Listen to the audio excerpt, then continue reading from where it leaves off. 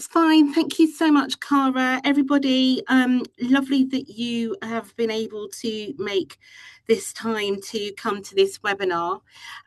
So as Cara has said, that together with my colleague Gareth Parry, we are going to pose the question, are you Renters' Rights Act ready? We have an agenda, so next slide, please. This evening we're going to do a bit of a review of the timeline.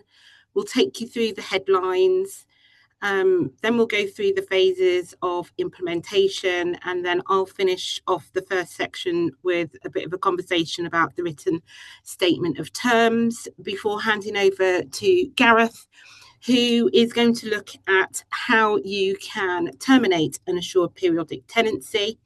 And then he's going to take a closer look at some of the key changes. And then I will finish off the formal presentation talking about how the Act affects student accommodation. We're hoping to present for about an hour or so. We will allow time for questions towards the end. If you do have any burning questions, please put them in the Q&A box, and then Cara will raise them towards at the end of the presentation. So next slide, please.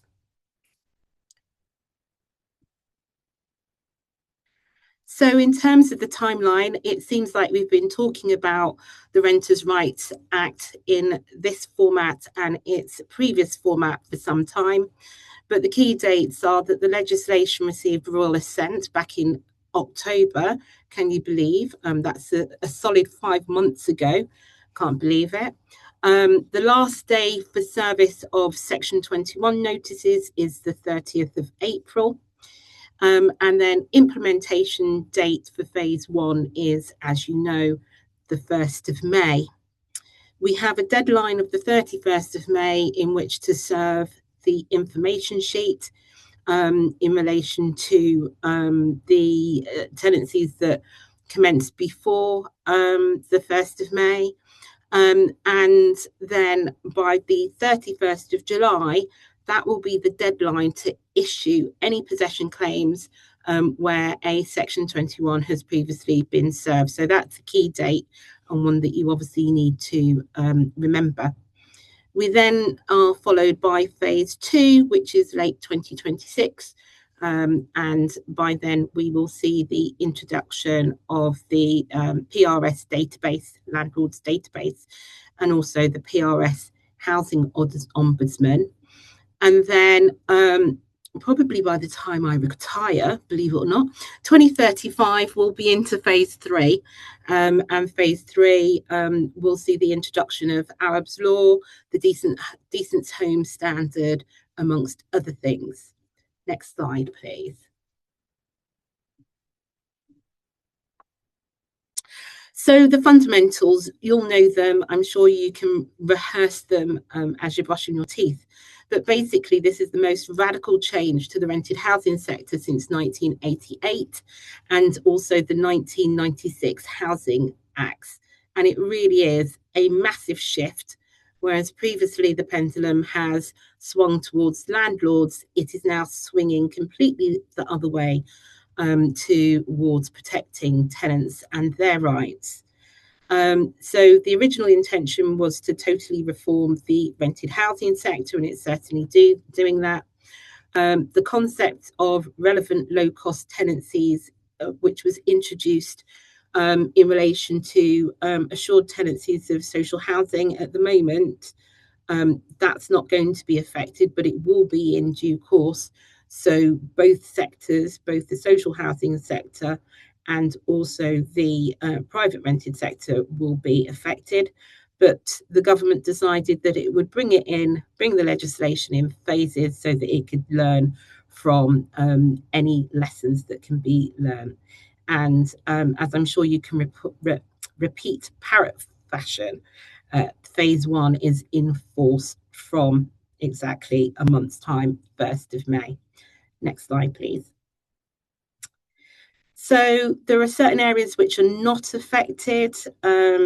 These are very old statutory Rent Act tenancies, which were created long before I was born. Also, if you have high rent tenancies that are over £100,000 per annum, so we're probably talking about properties in the centre of London, they are not affected. Conversely, low rent threshold tenancies, so anything less than £1,000 per annum in London, are not affected. Any leases of at least 21 years, any company lets, business tenancies, so those governed by the 1954 Act, other exceptions contained in Schedule 1 to the Housing Act 1988, and also, as I've previously mentioned, social housing tenancies. And the reason why they've not been introduced in relation to implementation at phase 1 is because there has to be consultation before the government can update its direction to the regulator of social housing. So there's a lot of work still that needs to be done in the background.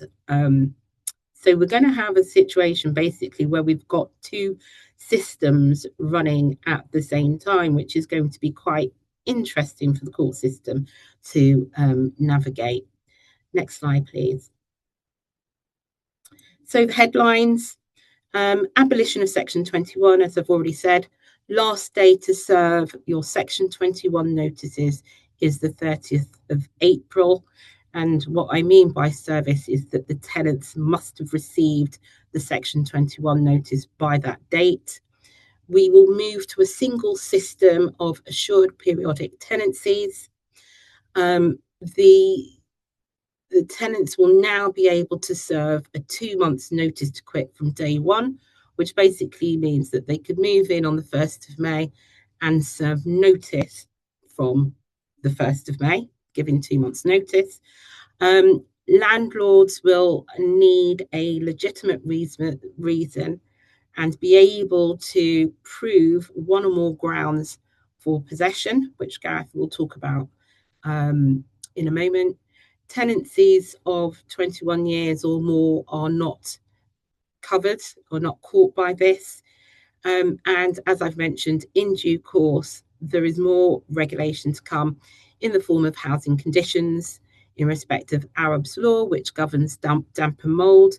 And that already applies to the social housing sector. So the good thing is, you'll be able to take some of the learnings from the social housing sector in due course around Arab's law, because that is, regulatory. The regulations there are heavy and very tight in terms of what action you need to take and when.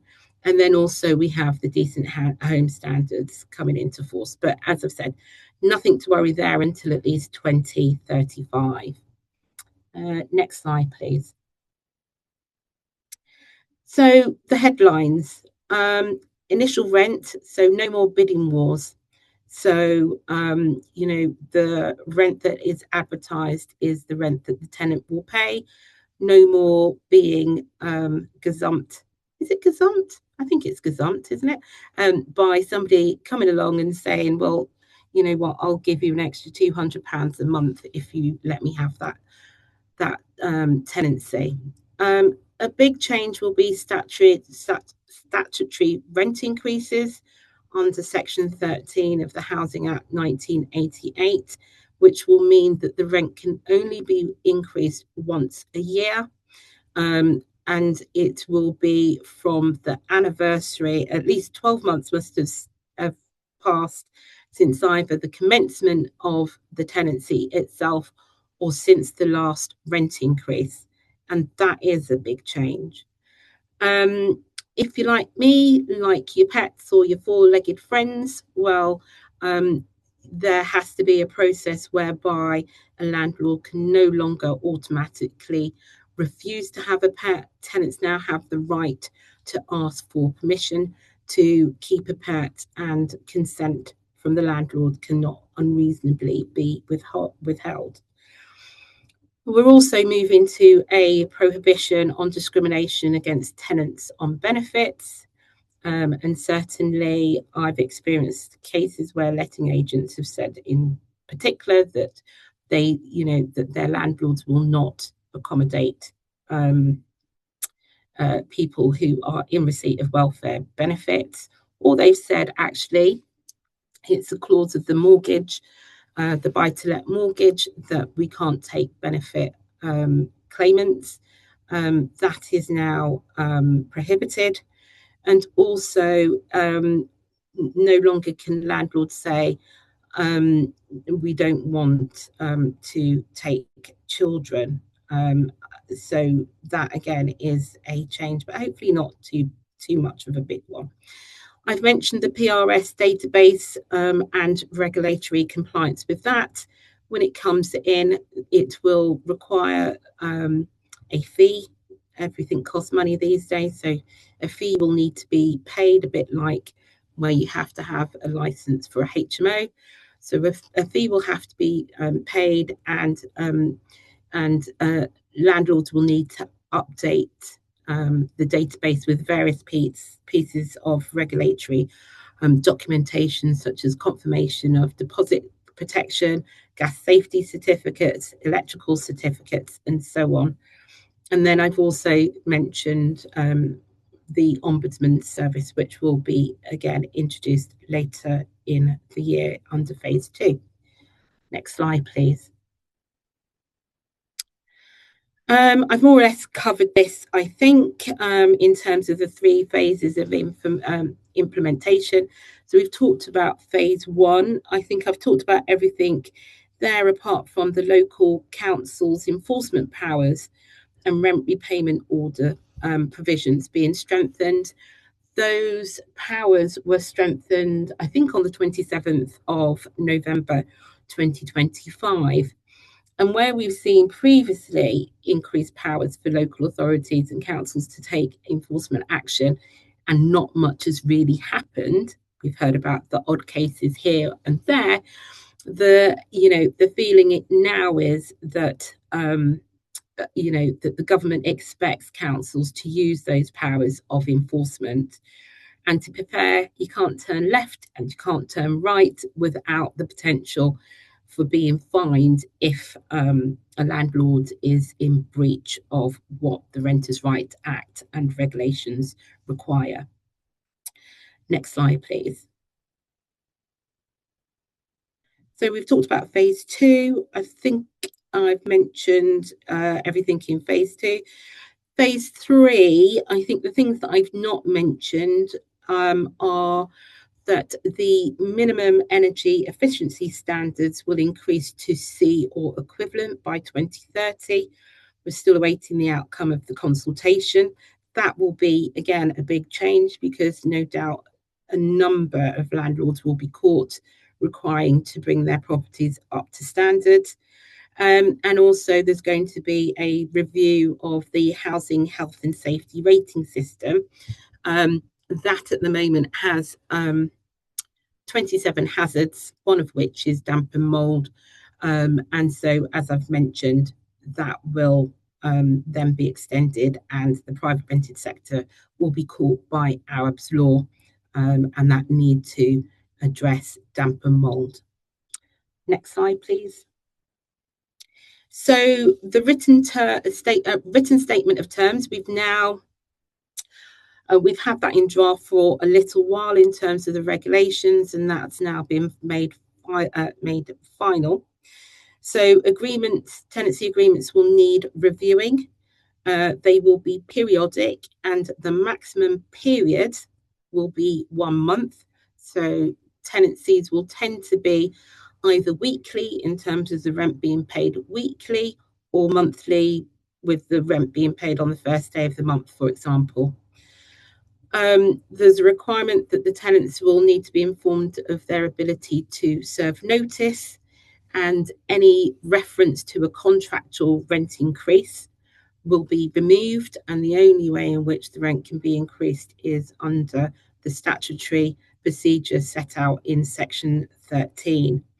The fancy name for this regulation is the Assured Tenancies Private Rented Sector Written Statement of Terms, etc. and information sheet, England Regulations 2026.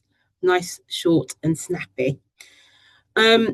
So in terms of those written, what's contained in the written statement of terms, it'll be all the things that you would expect.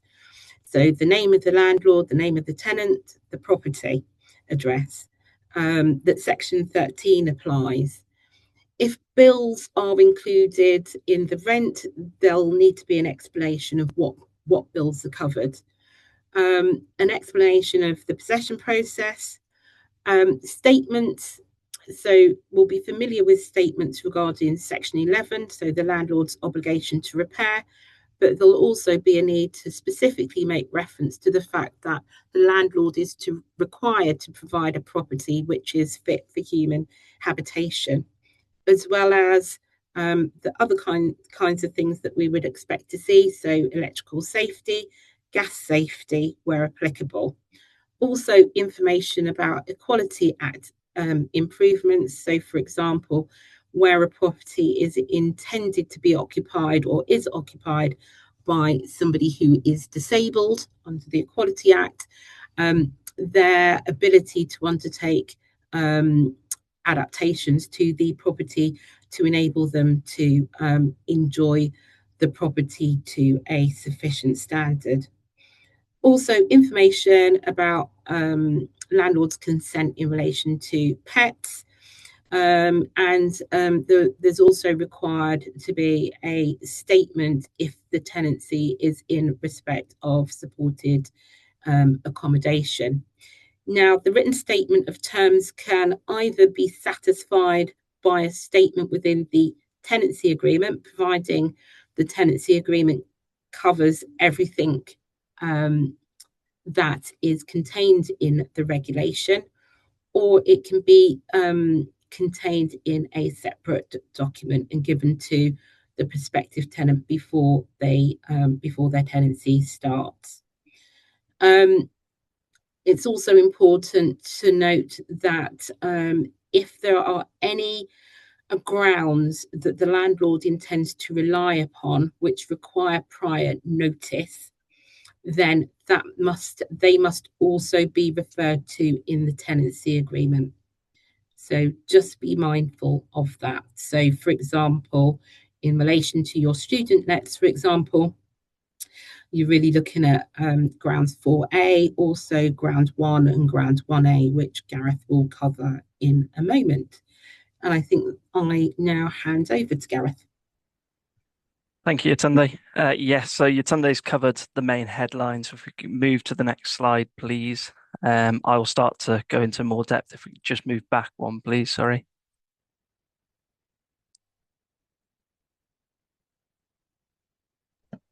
Now you're asking me something clever to do. There we are. Beat that button there. That's the one. Yeah, so as Yetunde mentioned, a tenant can end a tenancy by giving written notice at any point. That could mean that as soon as the tenant moves in, they immediately serve notice upon the landlord of their intentions to leave the property.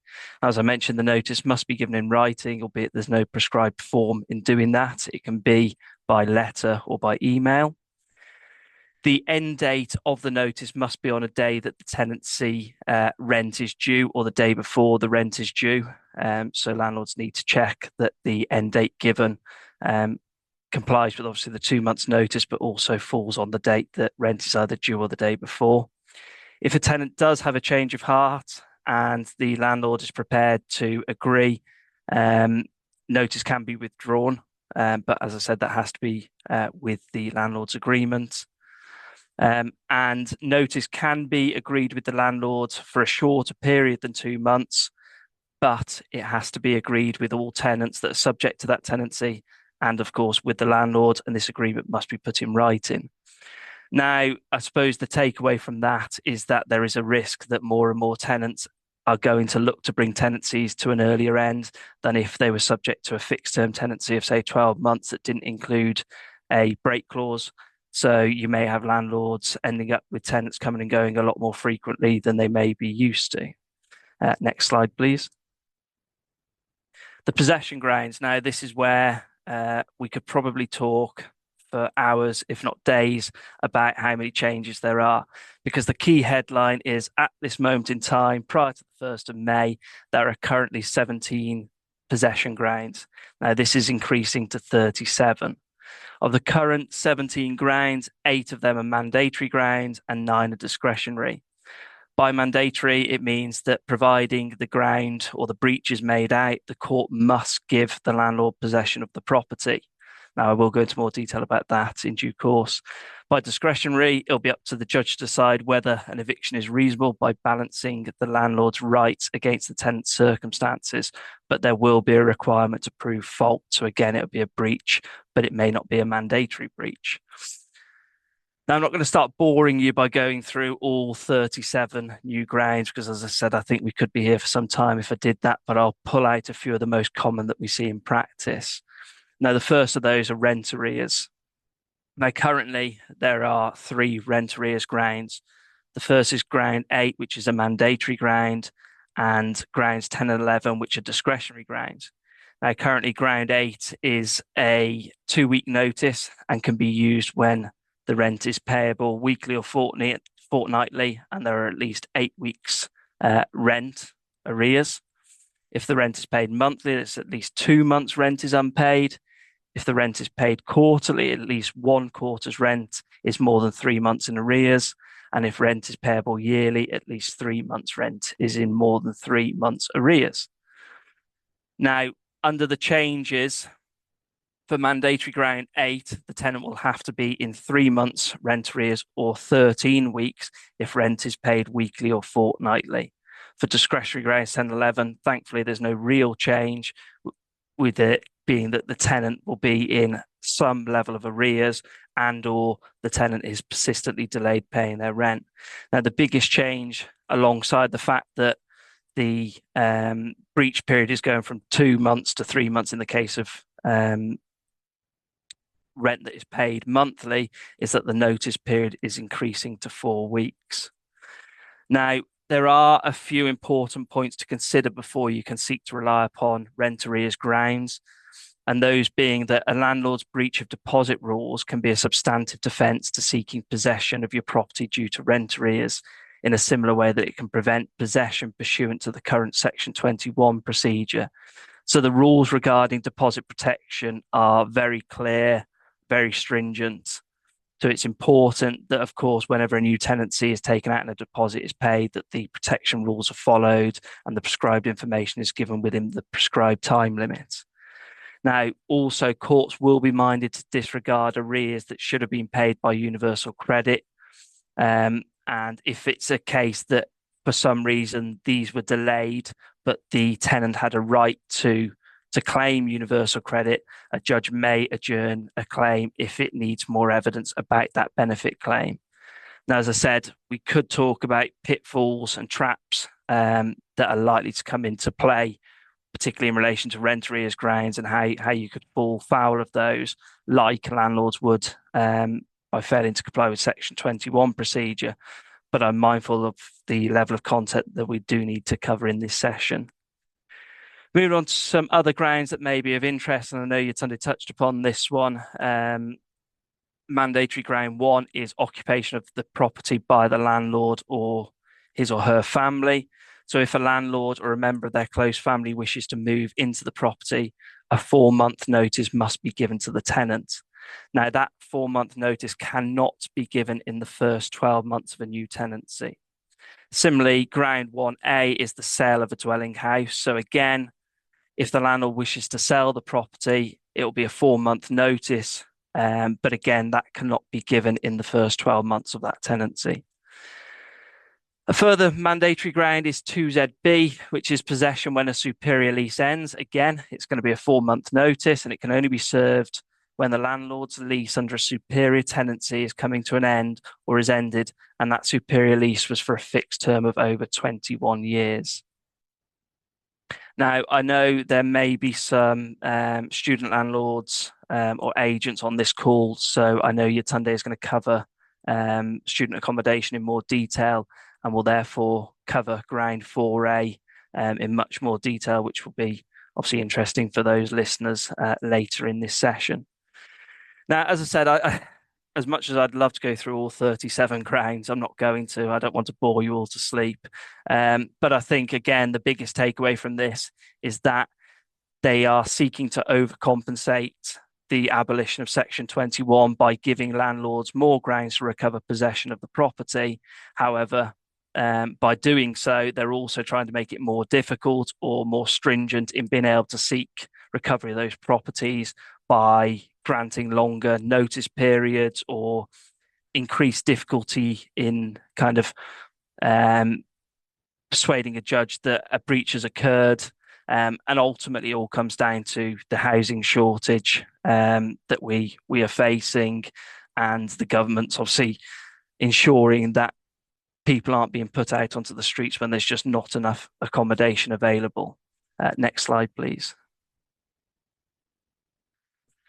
Now, all of this comes with the impact on the court process. So whilst we all think it's wonderful that there's going to be reforms and everything's going to be fine, ultimately it doesn't ever quite work like that. We saw it during COVID that they opened up Nightingale courts, and so many of those Nightingale courts never actually got used. But in terms of these changes, clearly there is going to be a significant backlog. The backlog's going to be incurred because there's going to be a number of landlords that are very nervous about what the future holds under this new act. As we said, it is kind of the biggest change in a generation.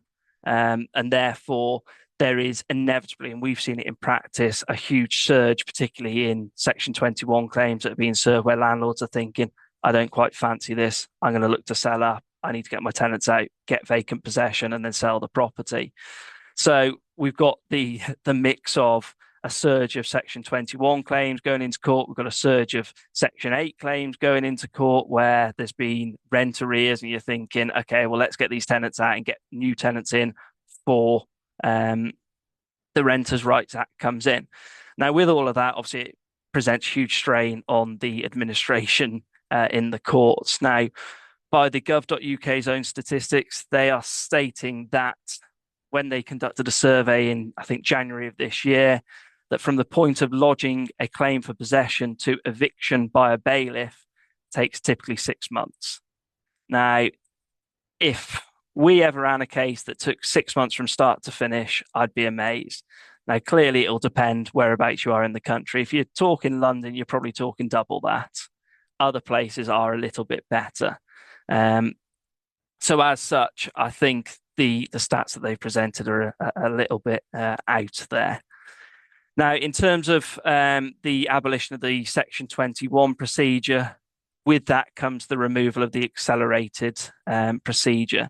Now, with Section 21, the vast majority of claims are done on paper, which means you basically present your 20-page claim form, your exhibits to show that you've complied with all the statutory requirements. You've got your gas safety, your energy performance certificate, your how to rent guide, etc., etc.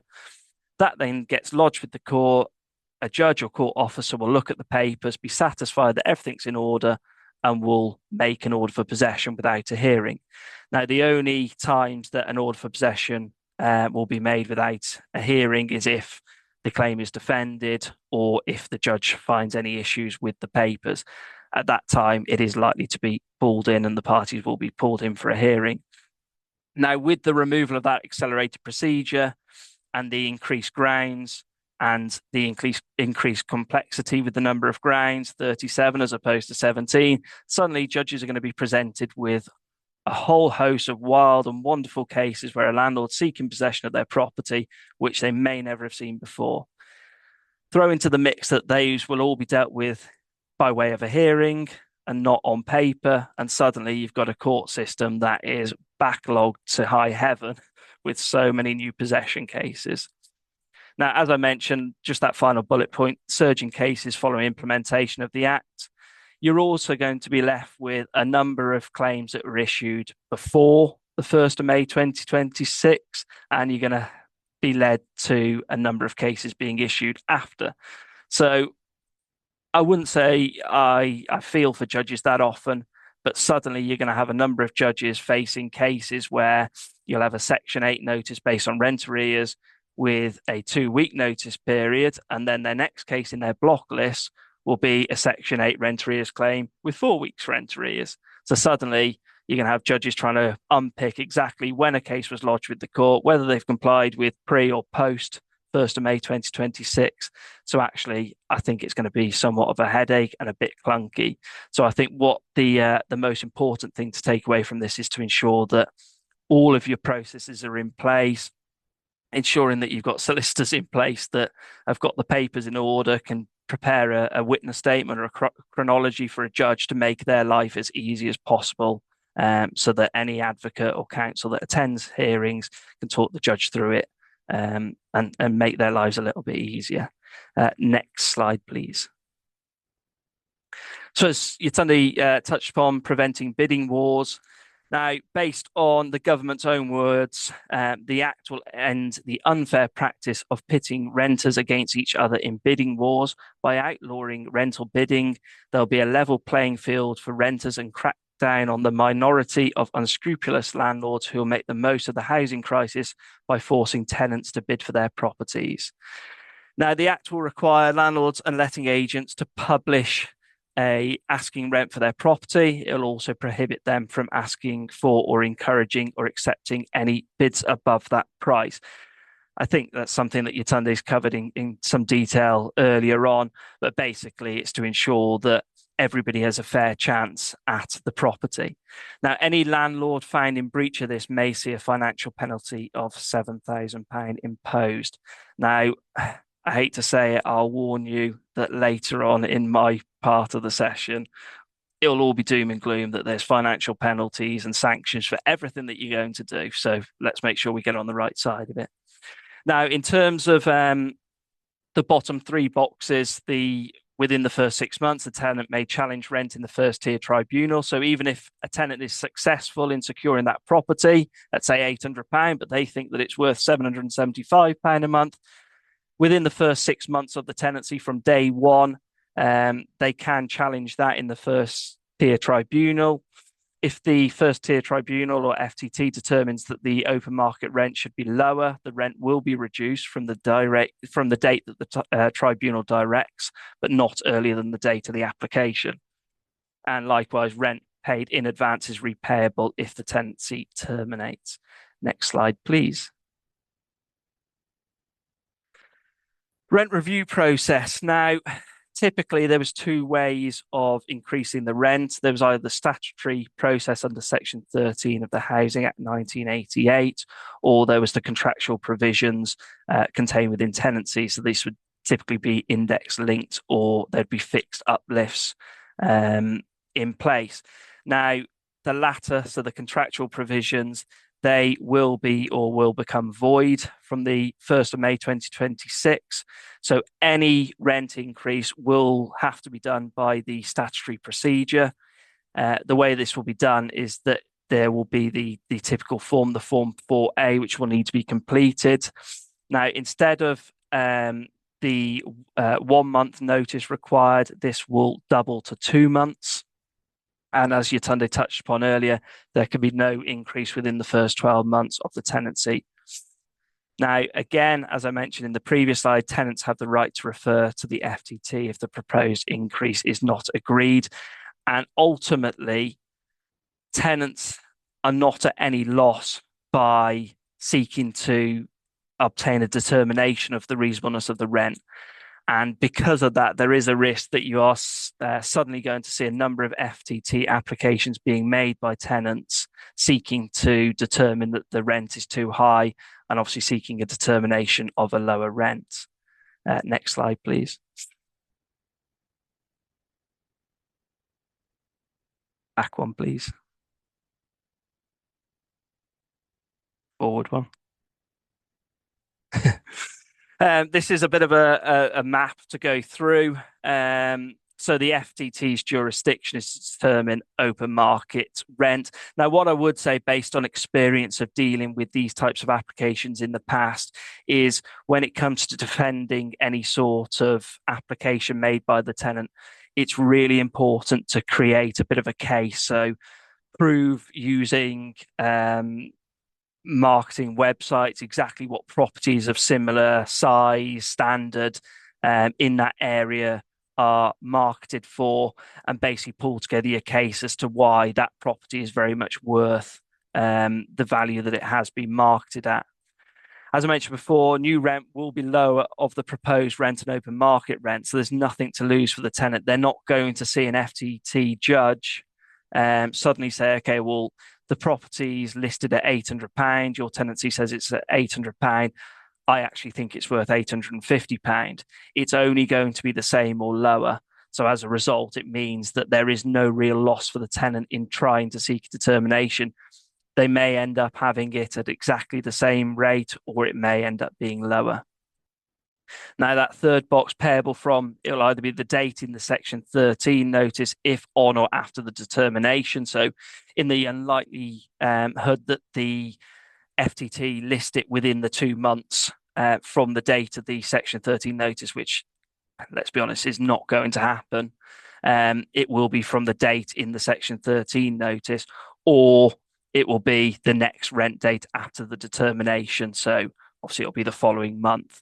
Now, there are, if there's hardship issues, there will be the possibility for a tribunal judge to defer that for undue hardship for a further 2 months after that date. Now, in terms of the big issue is that you're going to have landlords with large portfolios, particularly, say, high-rise buildings where they've got tens to hundreds of properties, where if you haven't all got properties of similar sizes, similar standards at similar types of rent, and tenants catch wind of this, it's likely that they're going to seek a determination. And suddenly, if one person's paying £850 and their neighbour's paying £900, questions are likely to be asked, and therefore suddenly you could be in and out of the tribunal answering as to why the rent is set at a certain rate. Now, the final box there is the FTT will also have jurisdiction regarding the validity of Section 13 notice, which is currently with the county court. Now, Section 13 notices, like anything, unless they are done properly or they're done over and over again, it is very easy to get those wrong. So obviously the most important thing is to give the sufficient notice period to make sure that the proposed rent is correct, the current rent box is filled in correctly, and that obviously it's signed off by a person authorised to do that. Next slide, please. As Yatunde touched upon, there's going to be a prohibition on discrimination. Now, this follows, I think it was called DSS several years ago. It's DWP now, it's the Department for Work and Pensions. It's to try and stop the stigma of landlords and agents obviously choosing who exactly they want in their properties. And clearly, the government want to prevent tenants that may be on benefits or those with children and pets from being prevented from renting in the private rental sector, because traditionally they would be pushed towards perhaps the social housing sector. So prospective landlords cannot prevent a prospective tenant from inquiring about, accessing information about, viewing or entering into a tenancy of a private rental property. A landlord may also not apply a provision, criterion or practice to make the tenant less likely to enter into a tenancy of the property. This means that landlords cannot start stating things within the specification which will prevent tenants perhaps with children or those in receipt of benefits from being able to enter that tenancy. Next slide, please. As Yatunde touched upon, everybody's favourite topic is pets. Now, I recommend, if you haven't already, to actually have a look at the legislation as to the wording regarding pets. Obviously, it states it there. It can be an animal kept by a person mainly for personal interest, companionship, ornamental purposes, or any combination of paragraphs A to C. Now, ornamental purposes is left for people's imagination as to what that may be. So as a landlord, you cannot unreasonably refuse a request from a tenant to keep a pet. If a landlord does refuse, the reasoning must be given in writing. Portfolio landlords will need to consider each request on a case-by-case basis. So it rules out a blanket approach where, for example, you've got a block of properties by saying no person in this block is allowed to keep a pet. Now, if a pet request is refused, a tenant has a right to challenge the decision in court. Also, a tenant is not actually legally required to take out pet insurance to keep a pet in the property. However, as you can imagine, it would be recommended by a landlord to take out its own insurance, as you'd expect they would, to ensure that if there is any damage left by a pet, that it can be covered within that.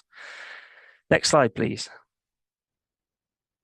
So Yetunde touched upon this before, local housing authorities, and this is where I unfortunately turn to the doom and gloom as to all the risks. So these measures apply to all landlords in England who let out property on assured tenancies. Now, obviously, there's a shift towards assured periodic tenancies from the traditional ASTs or assured tenancies. So landlords can use people acting on their behalf to meet their duties. So this includes letting agents. The risk isn't just applied to landlords, it's also to letting agents who are obviously relied upon by the landlords. Now, people acting on landlords' behalf or claiming to be can also be liable for breaching these measures. So if suddenly you've got a family friend who knows a little bit about how to let out a property because they've done it in the past, they will also fall into that. And in terms of enforcement of new measures, these fall into two categories of conduct. These relate to breaches and offences. Now, for breaches, a landlord, agent, or anyone acting on their behalf can be fined up to £7,000 if they do one or more of the following. Now, it is quite an extensive list, so I'm not going to go through all of them, but it extends to claim to let the property on a fixed term tenancy, so by giving a fixed end date as opposed to a monthly rolling tenancy, which is what obviously a periodic tenancy is.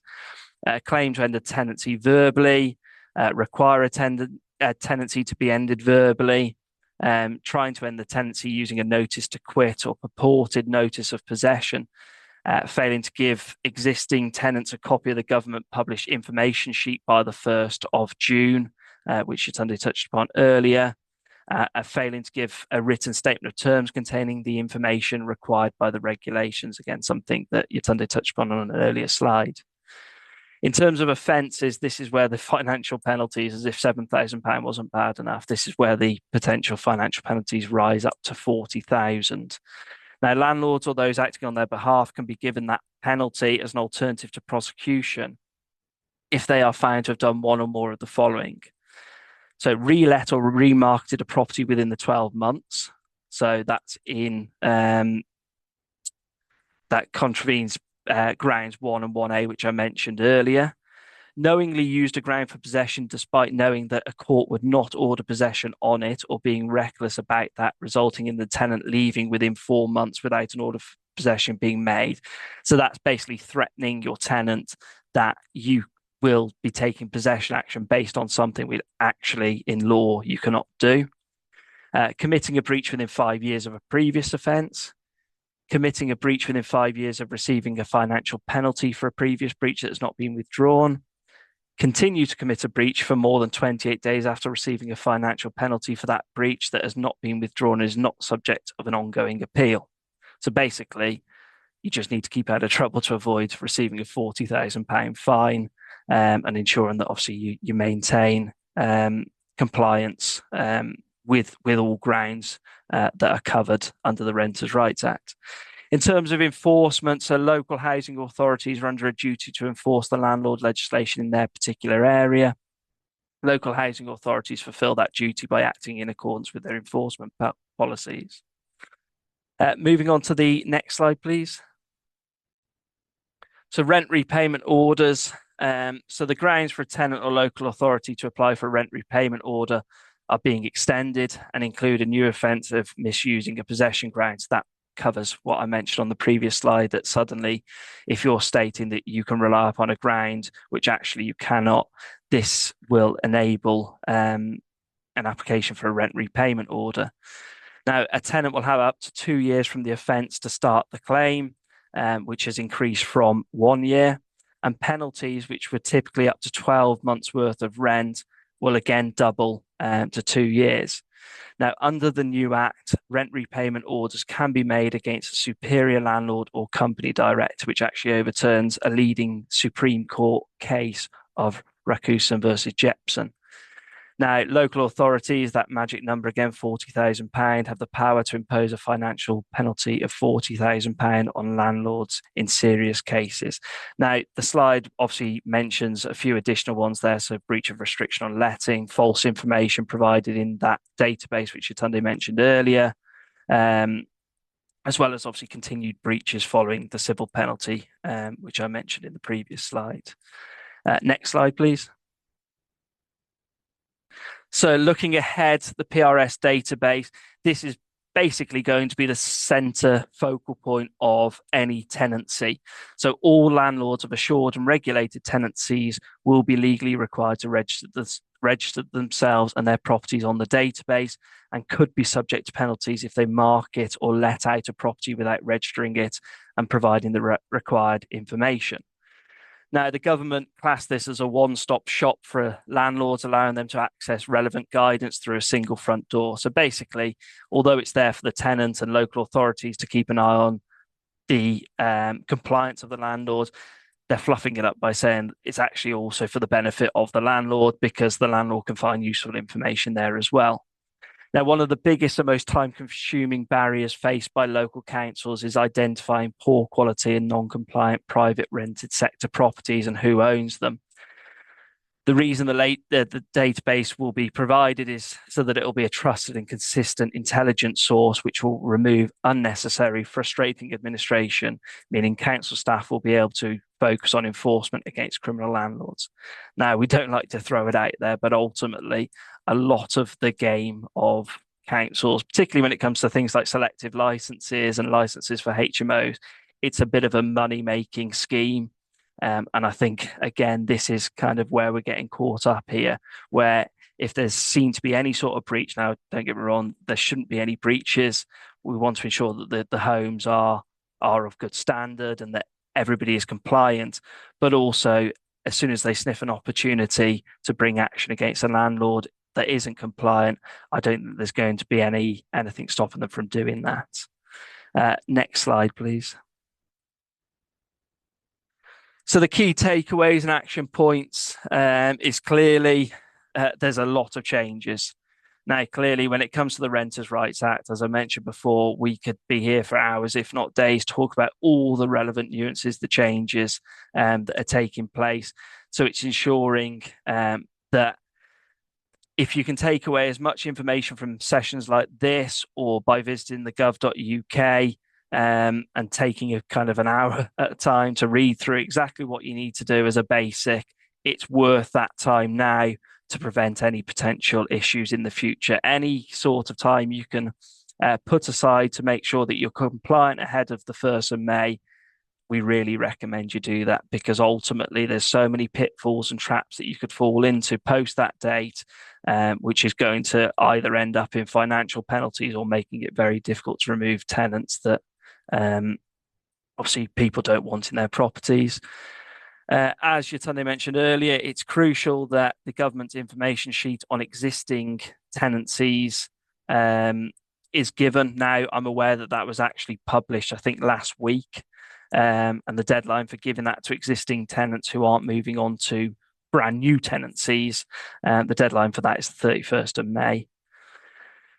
Mentions there, consider early management of arrears cases. This is crucial. Ultimately, you don't want to be going into the new period, the new implementation with significant arrears, because as I mentioned earlier, the court backlog is only going to get worse. And whilst you may have a tenant in 12 months arrears who you can comfortably evict by way of a ground 8 rent arrears mandatory ground, it doesn't necessarily mean you're going to get them out within 6 months, 12 months. So suddenly you could be looking at 30 grand's worth of arrears rather than 12.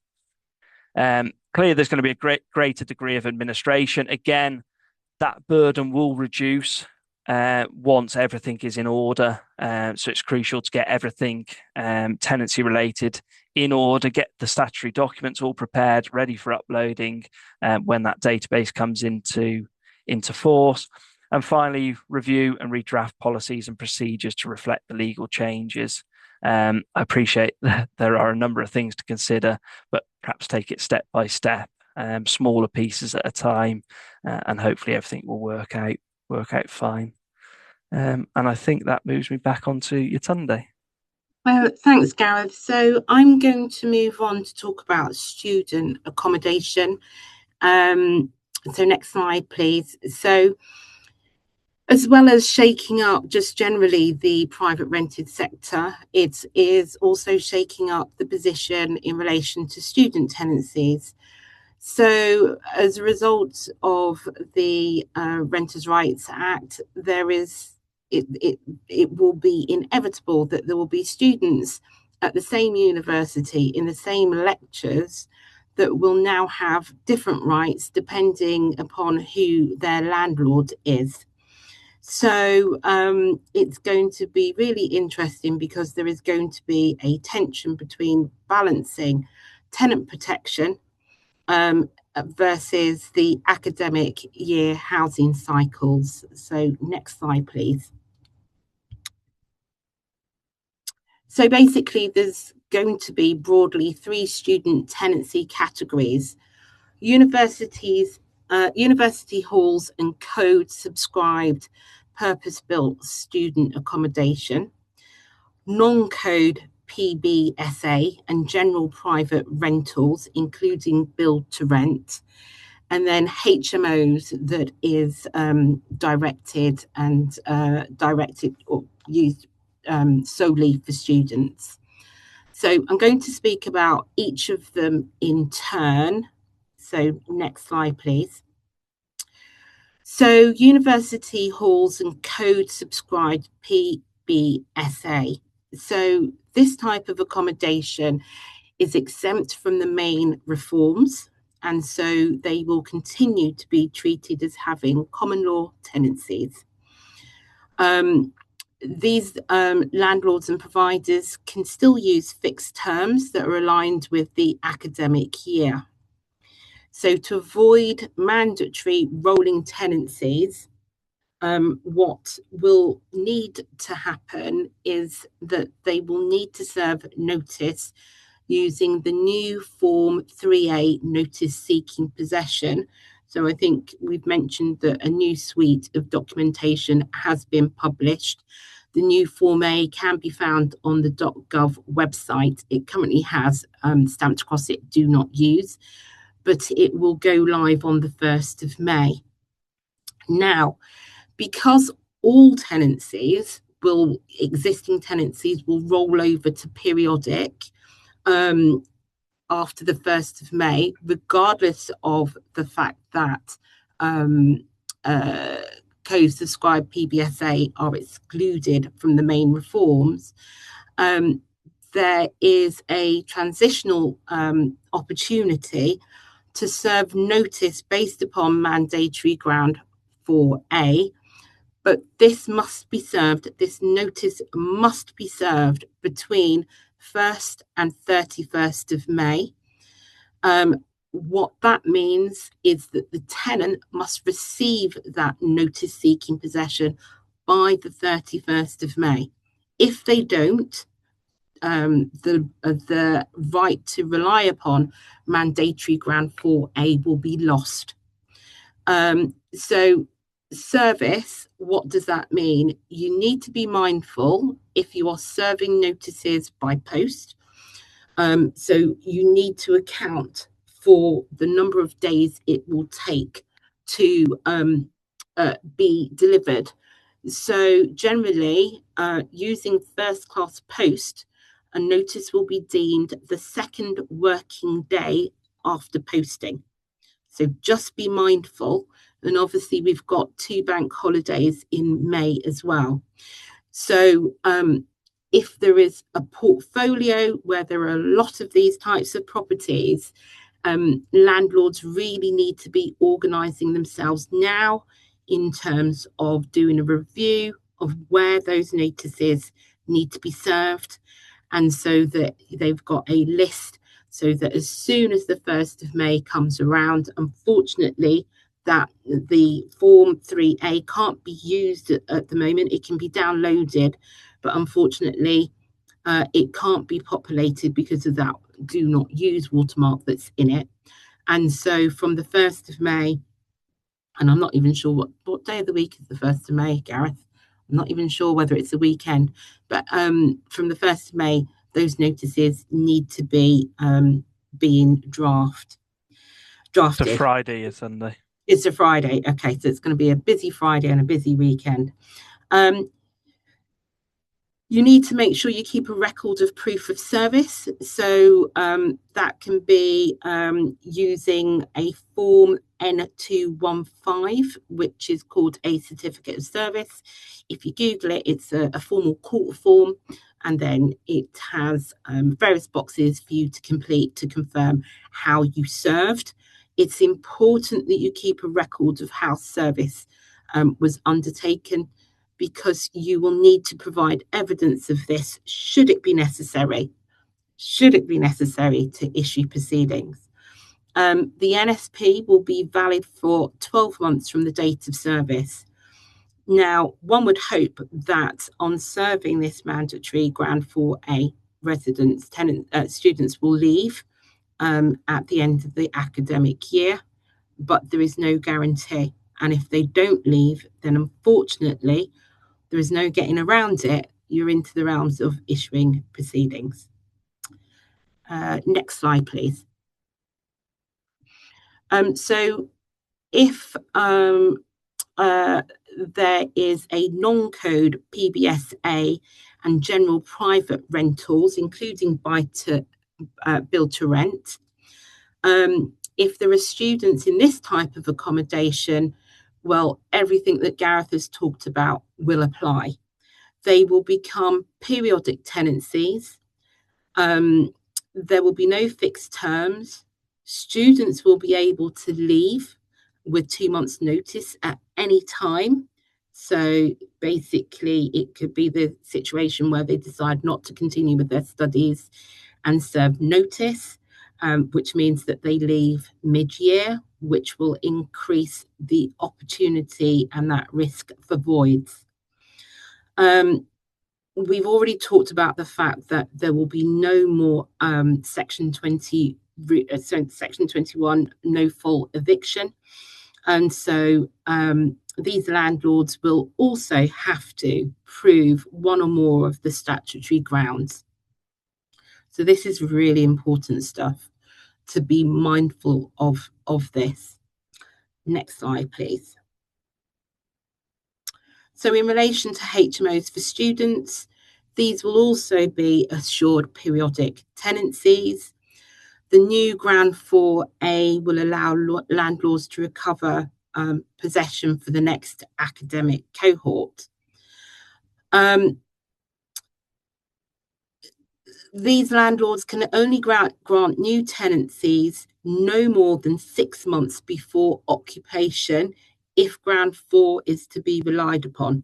So be mindful, because I'm aware that often the situation is there's an agreement to enter into a tenancy agreement, and the tenancy agreement is entered into more than 6 months. It might be as much as 9 months before the tenancy commences. If that happens in the future, the landlord will not be able to rely upon Ground 4A. So the conditions of relying upon Ground 4A is that notice of the use of Ground 4A must be given before the tenancy commences. The accommodation is in relation to full-time students only. The notice will have to provide at least 4 months' notice for possession, with the notice period expiring between 1st of June and 30th of September in any given year. So really, what landlords need to be doing is serving this NSP, relying upon Ground 4A just after the tenancy has been granted, or the very latest it can be served will be 30th of June in any given year. And remember what I said about service is that notice must physically be with the tenant. However, students will also be able to leave mid-year. I think there was a comment in the chat about students don't have pets or children.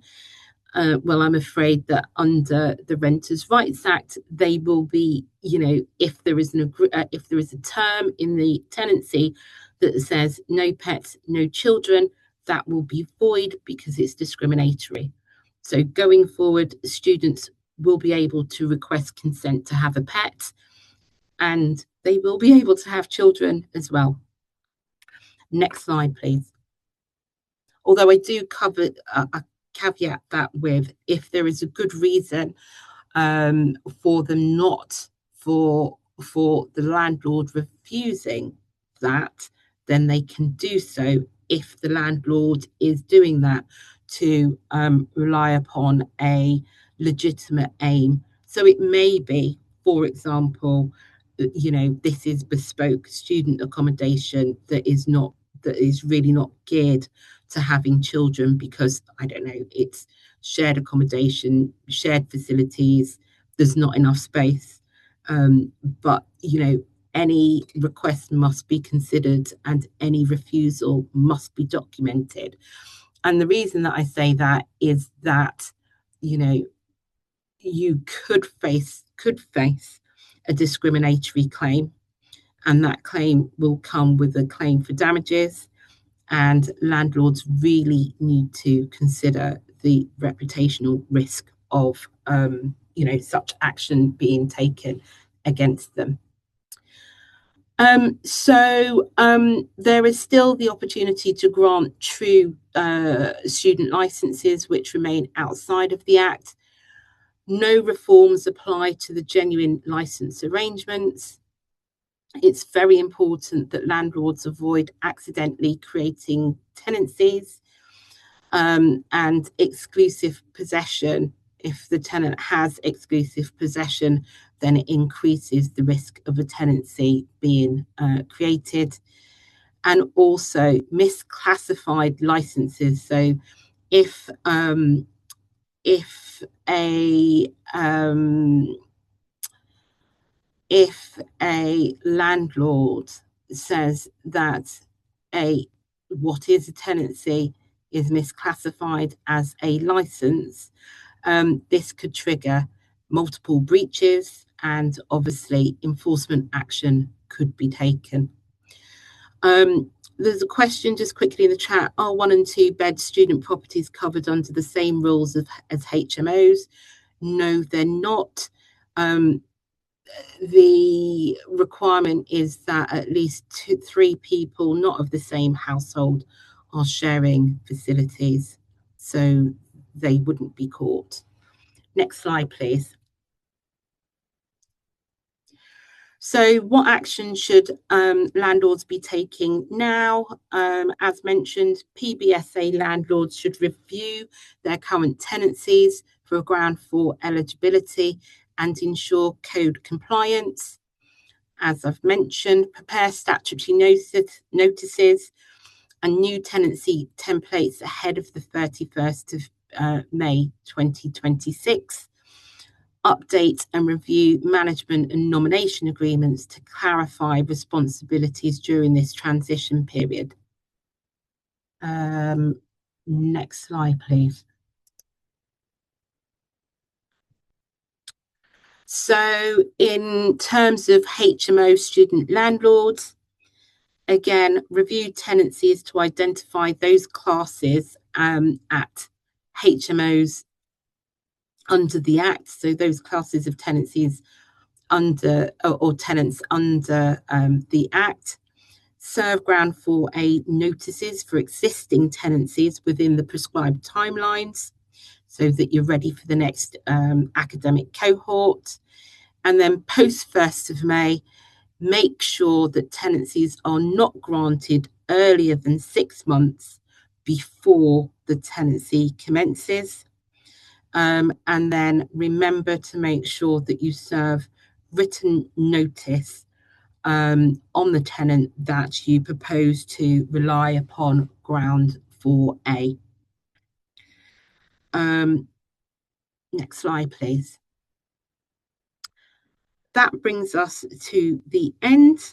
Cara, you'll be pleased to know that I said we would finish by 7:10, and we have finished at 7:10. So that gives us some time for questions. How to create a valid license. Sorry, I've just seen one here. How to create a valid license for a full-time student in a HMO. They won't have a license. They will have a assured periodic tenancy. They won't have a license. No, we'll be continuing with tenancies, not licenses. I don't know if anybody else has any other questions. I mean, we've got a few things that still need to be ironed out, really. But I think, you know, we're all going to be doing that at the same time, aren't really? I mean, with our student landlords, I know there's quite a few of you on here as well. I mean, how a student let is going to work. We need to be having those chats, you know, protecting your income. I know a lot of you have bought HMO properties based on a yield, so those kind of things we need to be discussing as well, and talking about how we're going to run a student tenancy. Obviously, we don't have any control of the end date, but we do have control at the start of the tenancy, so that's one place where we can perhaps just gain an extra month's rent. And obviously, unfortunately, the tenants are the ones that are going to lose out. It will most probably mean a rent increase as well. This is what's happened in Scotland. This is likely what's going to happen around the rest of the country. So those conversations we do need to have to be had. We've obviously got a little while to go before marketing in the autumn. But do be assured, if you're one of our landlords or if you're signed up for a newsletter, you will hear about those things as well. I think as well, Cara, I would say feed into any bodies, feed comments in, what's working, what's not working. You know, don't stay silent. You know, it's important to feed into those lobbying bodies so that if changes are needed, voices are heard. Yeah, I'm a member of Property Mark, which is obviously our governing body. I wish all agents were part of that, but hopefully this new reform later on in the year will iron some of those things out as well. But yeah, I think we have shouted. I don't think they've really listened to the student market, but yeah, we'll get there. As they say, it'll come out in the washing. On that as well. Was there any other questions? Was that everything answered? No, I think there's a question here about, I think, if one student in a shared student house on a joint tenancy gives their 2-month notice, does this mean the tenancy for all students in that property is terminated? And I think I'm going to have to, I have read about it and I can't. Yeah, remember. I mean, how I understand it is, yes, they can end it for everybody. But what we've got to think about is this happens all the time. We have students that fall out. You know, the university isn't for them for many, many reasons, and they want to leave and they replace themselves. So at the moment, we're looking at the tenant that wants to leave to replace themselves to join a new tenants agreement. But it will be reversed now. So the one that wants to leave will go. But the rest of the group are going to want to stay. They're not going to want to be bothered to find new accommodation. So we'll be having conversations with them about finding a new tenant, and then we can drop a new tenants agreement. So negotiations will be had with the existing members that are leaving. So it's all going to be a matter of making sure houses are well looked after. Tenants don't want to leave. So that's going to be really important as well. Will the contracts that STAR have issued and students have signed for next year be reissued signed? No, they won't be. There won't be new tenants agreements drawn up. We'll be obviously issuing the information sheet that the government have just actually issued. So that's what we'll be giving. So we won't no new tenants agreements. We were having new tenants agreements until after the 1st of May. Is licensing number suitable reason to refuse children? I'm not entirely sure that it is, to be fair. You know, it would be interesting if it's going to take you over that threshold that you have to get a mandatory license.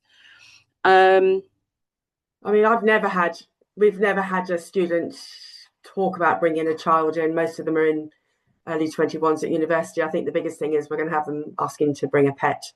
I think that's going to be the biggest one we're going to have to try and navigate our way around. Chris and myself were only talking about that today. I think that's going to be the biggest thing, not children. And I agree with you. There are so many reasons to have a pet,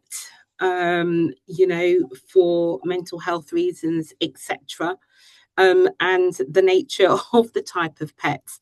So I think the important thing is to be ready for it and to make sure that you are able to respond within the timescales that are set, so that you don't automatically end up having to give consent. Yeah. And I encourage you, everything that you do, make a paper trail about your reasoning for refusal, so that if you are challenged, you can demonstrate, I considered it I considered the request in a case by case basis. I didn't just do a blanket no. Yeah. I think the student what you've got to remember is they may agree to have a pet, but then that one person asked for a pet to come in, they give notice and leave, and then so it's lots of things to consider there, but we'll work it out. I mean, this is a good one, where you're saying you've got to give 4 months notice. Could they issue that at month 8? So perhaps if someone was putting the property onto the market for sale, could they issue a notice? Was it a 1A at month 8? To me, it would make sense because as long as the tenant is in for 12 months, they've got the right to be in for 12 months. So if you serve at month 8, it would have to just expire either on the last day of that 12-month period or just after.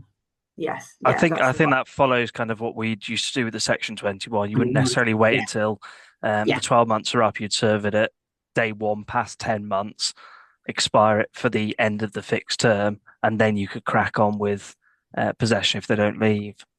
I don't see any issue with that.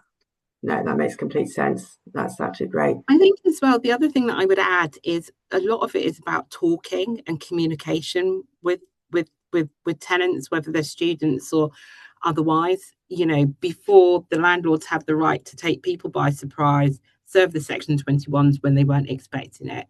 But I think now what landlords are going to need to do is to get to know their tenants and have a conversation so that things in a way are not a surprise, because it may be that through negotiation the landlord can ultimately get what they want. And to be honest, that's in the landlord's best interest, because issuing proceedings, as Gareth has said, is costly. It takes time. Remember, at the moment, the current court fee is £404 per case.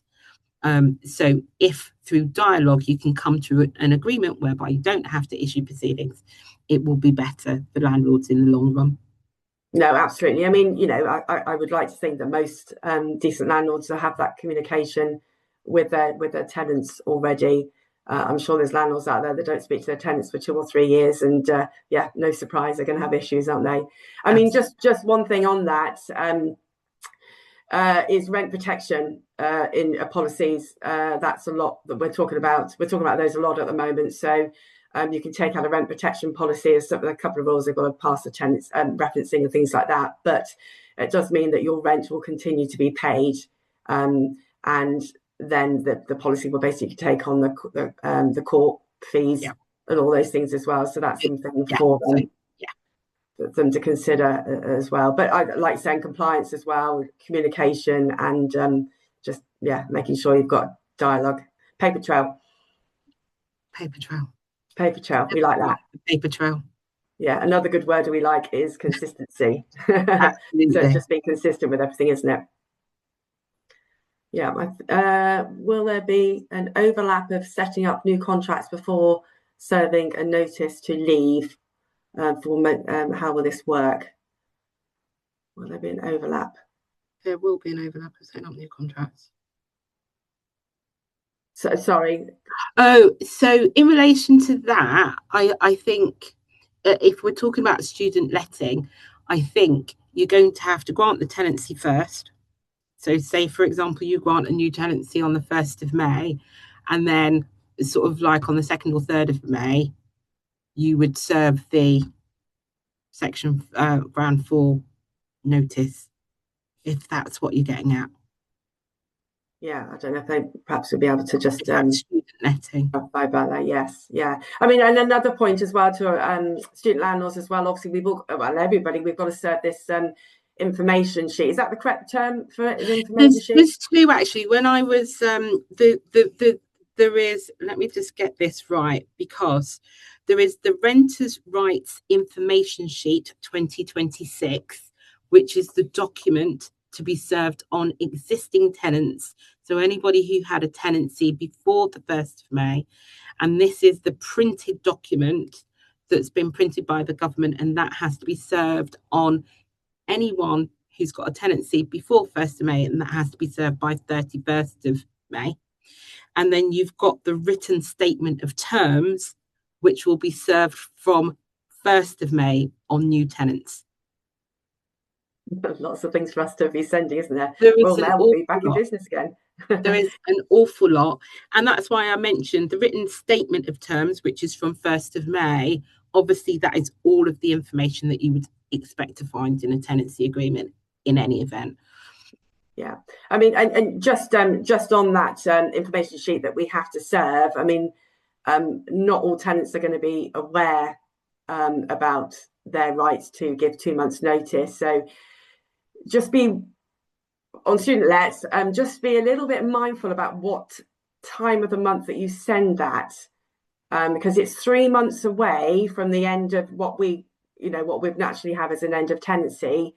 If you send it too early, they could effectively give 2 months' notice and leave a month early. So, if they moved in on the 12th, you could send it just after the 12th. That would be legally okay, wouldn't it? And then you could perhaps still salvage the rest of this academic year.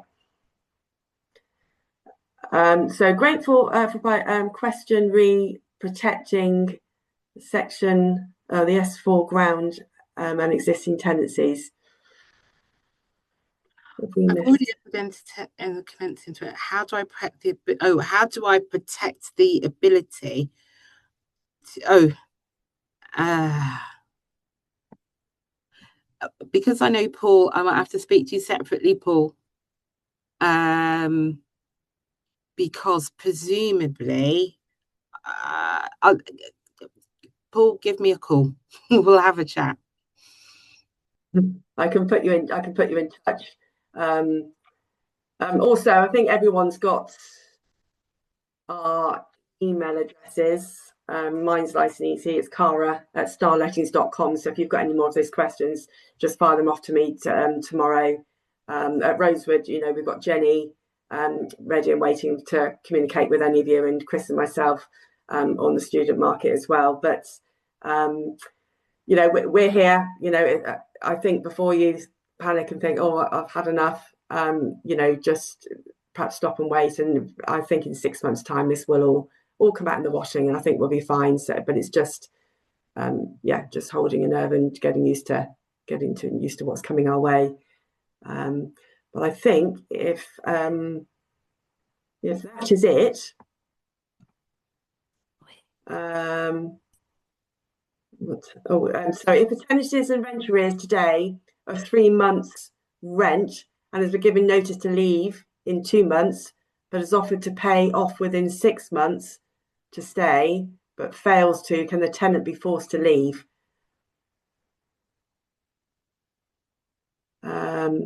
That's why it's disappeared off up there. So they're obviously looking to pay that off over a 6 month period, but it's just, I suppose. You want to have a go at that one? Yeah, I think it's very much going to depend on they're basically like they did with the Section 21, the last date to issue proceedings would be the 31st of July, because typically if you're serving a Section 8 notice, traditionally you've got 12-month limitation, even though the notice is only 2 weeks to issue proceedings. So it will very much depend on the timeline. Now, I'd love to be able to kind of piece it together based on that question. But I think it'll be a case of reviewing it at the end of the 6 months to see what level of arrears they are in. And just from thinking of the timeline of dates, I think it's likely it's going to be too late to be able to issue proceedings based on that existing notice, because it will come after the 31st of July. So it may be a case of you'd need to serve a new notice. If they're not in more than 3 months arrears, you'd have to fall back onto discretionary grounds 10 and 11. I think that's how I unpick that one. As I said, if they breach it immediately, so they've said that they'll pay, say, £500 a month over the next 6 months, and they immediately breach it after month 1 or 2, it may be a case that they can rely upon that existing notice to issue proceedings before that deadline. But it will all depend on the timeline. Okay, thank you, Gav. Could you just restate the name of the document that's to be sent to existing tenants between the 1st of May and the 31st of May? So that was it's on the .gov website, and it's the Renters' Rights Act Information Sheet 2026. And as I understand it as well, you're not allowed to adapt it. You've got to send it as it is, isn't it? Resist, do not. I mean, we love all of your names and what have you and your logos. Don't mess with it. Resist the temptation. This document can be sent to the tenant by email, by post. It can be given to them by hand. It can be sent to them as a text message and a link to it. So just crack on and do it. Yeah. The other thing I'd mention is for any information, for any prescribed forms, always visit gov.uk. There was a habit, particularly kind of around COVID times, when it comes to serving notice seeking possession, that landlords and their agents would just recycle kind of saved precedents. But actually, it was found during COVID that notice evolved several times, because obviously there was periods where the notice was extended, there was halts on being able to issue proceedings. So the recommendation is to always just visit gov.uk, type in the form that you're looking for, and get the latest version from there to avoid any risk of having the incorrect copy. Yeah, that's fine. I mean, we can help with anybody that's self-managed landlords. We can help with mid-tenancy health checks, so we can actually have a good old look at your tenancy agreement, make sure your compliance is all up to date. Because as Yatande said earlier on, it's going to be, compliance is going to be really big thing in this as well. So to reach out if you need any help at all. Do reach out. We enjoy to chat. We enjoy chatting about lettings. But thank you very much, everybody. Thank you, Gareth, Yatande. Thanks very much for your time this evening. All I think's left to say is have a good evening. You're welcome. Thank you very much. Thank you very much. Bye. Bye.